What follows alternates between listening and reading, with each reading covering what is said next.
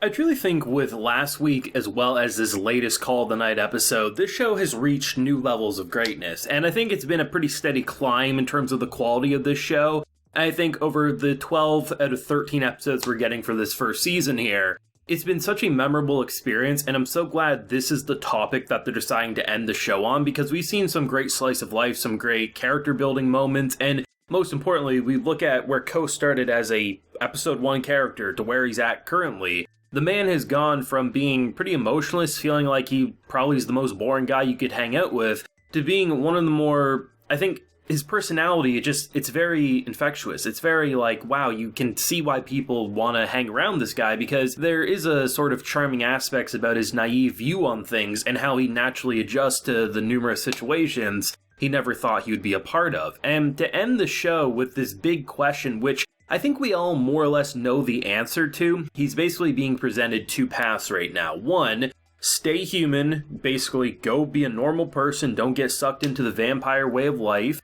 And, I mean, even this, seductive detective over here, I mean, he's got his potential for having some fun, especially more XXX-rated fun when he does get a little older there. But most importantly, his second option, which is the one I think we're all expecting him to commit to, is to be with Nasna, who very much admits in this episode that being a vampire is a lonely and painful existence. The best thing she has is that she says she's gotten very good with video games. And the thing about immortality and the concept of just lasting longer than everyone else that you grew up with or have known your entire life, it is a very lonely existence. And I think the idea of how they introduce the other side of the vampire spectrum, it's not that the characters we've seen up until this point are evil or necessarily bad people, but there's a lot of things that these rose-tinted glasses that Ko's been wearing hasn't shown him, and because of that, the characters haven't revealed it to him. We've gotten a brief taste of it when he was initially being interrogated by the vampire harem in terms of saying, oh, I want to make you my offspring. No, I'm going to make him my offspring, right?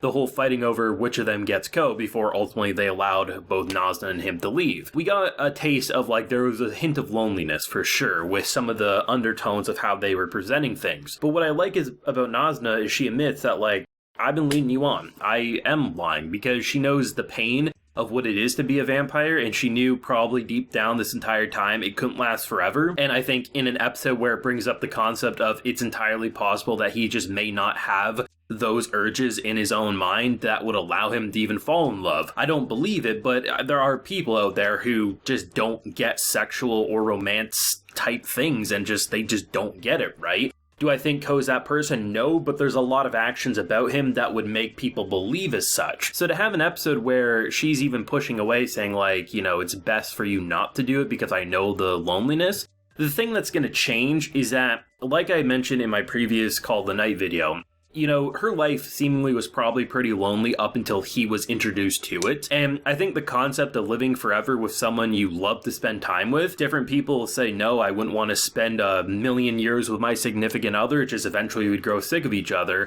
I'm the type of person who would say, absolutely, if I could live an eternity with my significant other, why the hell wouldn't I? I think that'd be amazing. But you have to have that exact right connection for that to work. And I think based on what we've seen, you would suspect Ko and Nasna could do that, right? But at the same time, there is the whole idea of because she's lived so long already, she might much rather, him stay human, get old, and then maybe she would kill herself sort of a thing, whether burning him in the sun with the right amulet on her or something. There's different ways they could go about them being together. It's just a matter of how they get there over the course of however many chapters, however many episodes a show like this would last for. But I like the idea of this episode being the kind of the fork in the road. There's 2 different paths, both of which has a beauty that is willing to be with you, but 2 very different outcomes. You become a vampire, you're going to be hunted. Hell, look at the police stuff at the end of the episode. The red lights and just him being chased down, to ending in a cliffhanger with popping up being like, yo, do you remember me sort of a thing.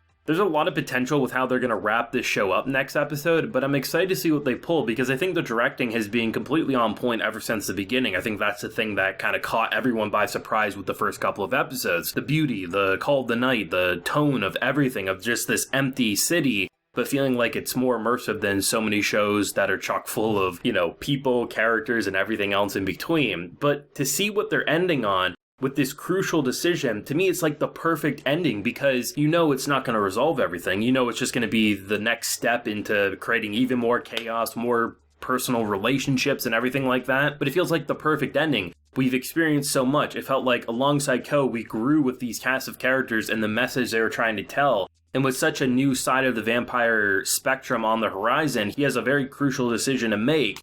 And it's going to not only shape his life, but seemingly the people around him. You can look at his best friend over here basically asking him, like, why do you want to be a vampire? And it's an interesting concept because I'm still humming and hawing about the older woman he was spotted with 5 episodes ago. Because the whole concept, I mean, at the time I said, I suspected she was a vampire. Now I'm kind of humming and hawing about that. Was that him saying, like, you know, I'm also reconsidering my whole idea of wanting to be a vampire? Or is it simply like he's just very fearful and doesn't want his friend here to get sucked down a rabbit hole of death?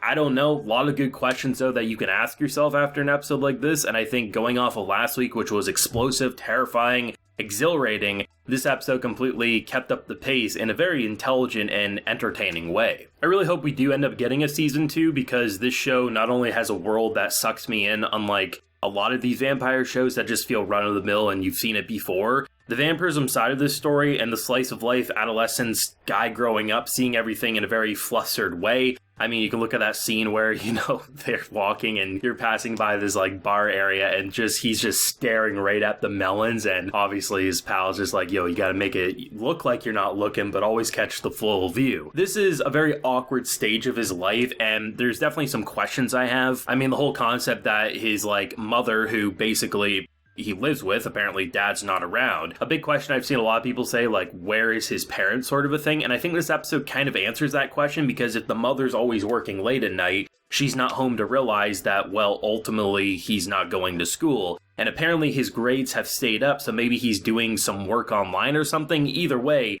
there's a lot of shields that are protecting him, but now that this detective has her eyes painted on him, police are getting phoned. I imagine the mother will be getting phoned. There's going to be a lot of new hardships that make the potential of the season 2 so much more interesting than where we were 2 episodes ago. And that was enough for me to say, I love the slow burn, I love the slice of life, I love the character pairings.